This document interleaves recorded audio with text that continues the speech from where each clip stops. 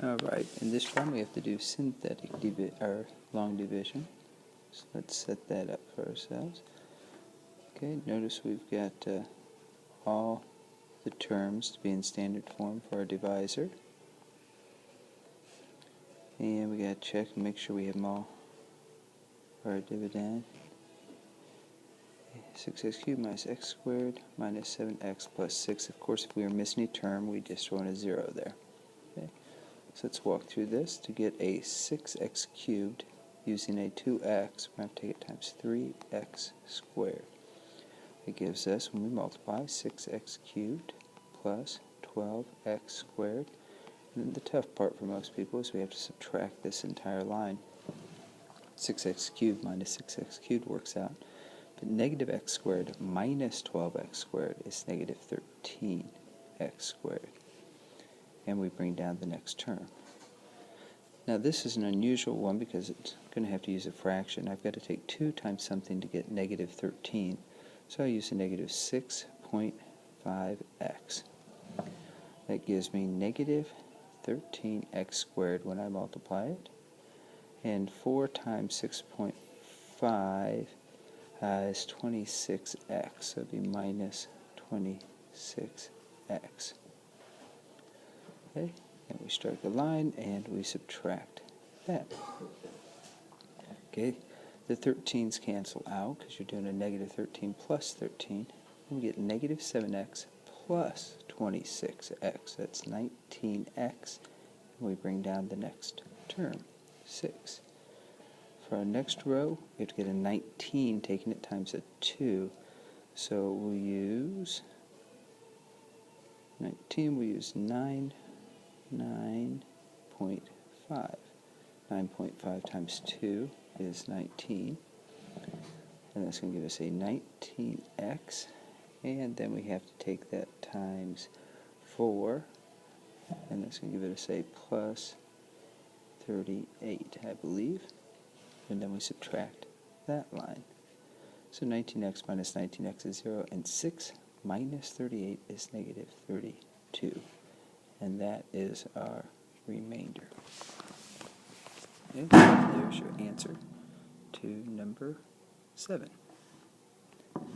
Next one, divide using synthetic division. We're using x minus 2 here, so we put a 2 in the box. And we have 1x to the 4th, no x cubes. That's the spot we have to be careful of. Negative 3x squared, no x's, minus 10. Remember how we proceed. We skip a space and strike a line. Step 1, we bring down a 1. We multiply these two and put our answer under the next coefficient. Then we add again. We multiply here. It's a 4. We put it under the next coefficient and we add. Multiply again, 1 times 2, and we add. Multiply again, that's a 4, and we add. And so our final answer, remember, we have to put in all the coefficients.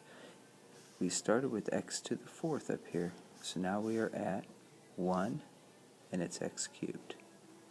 Then comes a positive 2x squared. Then a 1, x to the 1st, then a 2, and our remainder is at negative 6. So there's our final answer. Of course, we wouldn't have to put this 1 as a coefficient out in here. If we leave off the 1, it's assumed to be there. Next one, all the possible rational roots. That's the p over q stuff. Remember, p comes from the 15's factors and q from the 2. So let's list p, factors of 15, 1, 3, 5, and 15. Q, factors of 2, 1 or 2.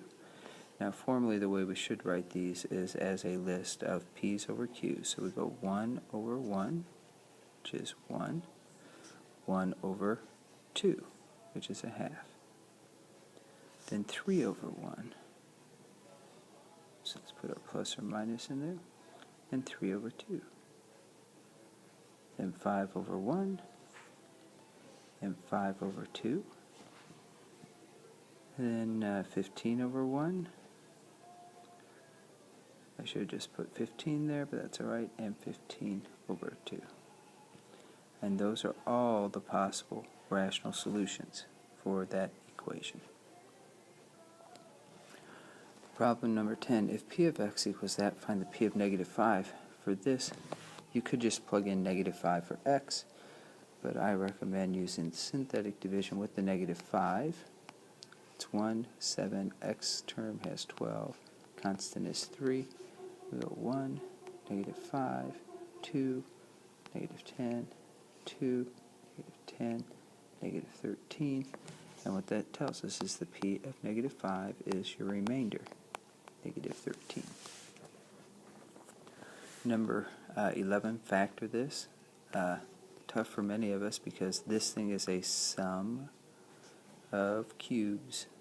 And we have to remember, sum of cubes always factors is a plus b, a squared minus ab plus b squared, and we just have to memorize that.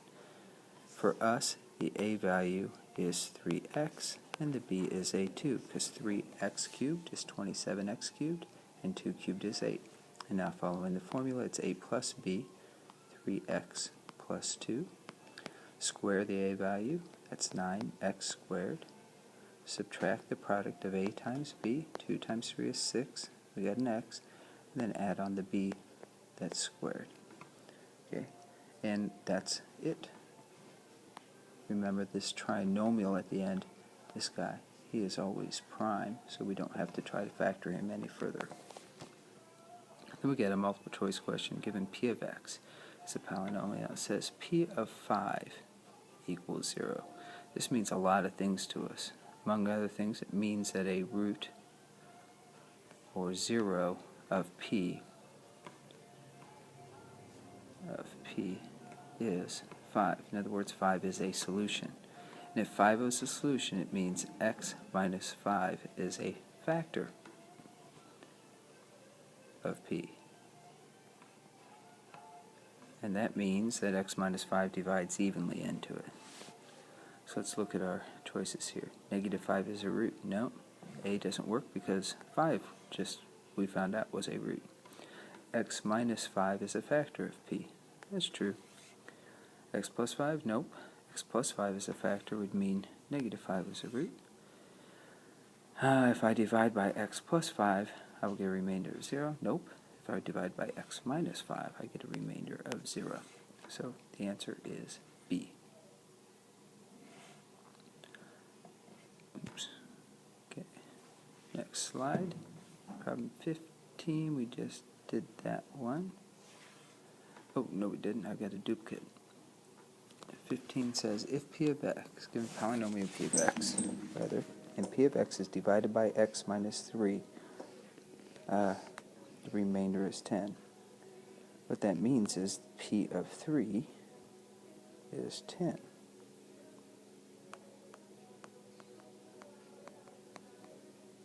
That is B.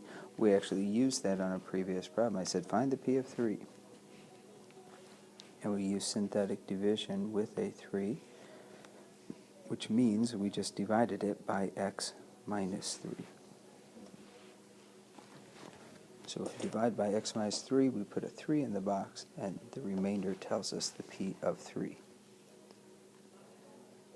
Okay, p of x has one of its factors, 2x minus 8. Again, that tells us a lot of things. Among other things, if that's a factor, then it should generate a solution or a 0 for us. So 4 is a solution of p of x equals 0. And remember, it has to be set equal to 0. I don't know what all the factors are of p of x. But there's another factor. Maybe there's another one. Maybe there's 2 more.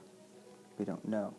But when it's equal to 0, we can use that zero product property that says when one of the factors equals 0, the whole product is 0. And so 2x minus 8 could equal 0. That solves for x is 4. Doesn't tell us anything about 8 being a solution, 1/4. No. 4 is a factor of p of x. That doesn't even make sense, because it'd be maybe x minus 4 would be a good question. But the number 4 is not. 7, how many solutions does this polynomial have? That's the fundamental theorem of algebra. It says, look at the highest degree. This thing should have 5 solutions to it. 17 just took care of that one. 18, if this is a factor, then setting it equal to 0 should give us a solution. I have a trick question, but I can add the quantity 2 minus 5i to both sides, and that will tell me the solution. Another way to look at this, if you want to do them individually, is to distribute that negative. Subtract or add 2 to both sides, subtract 5i from both sides. Either way, you get 2 minus 5i as a solution. Now you'll notice 2 minus 5i is not over here. However, we learned about conjugate pairs in class, and so if 2 minus 5i is a solution, so is 2 plus 5i. And that should do it. Page 345, 1 through 10. I'll try and do that as a separate video if I have time.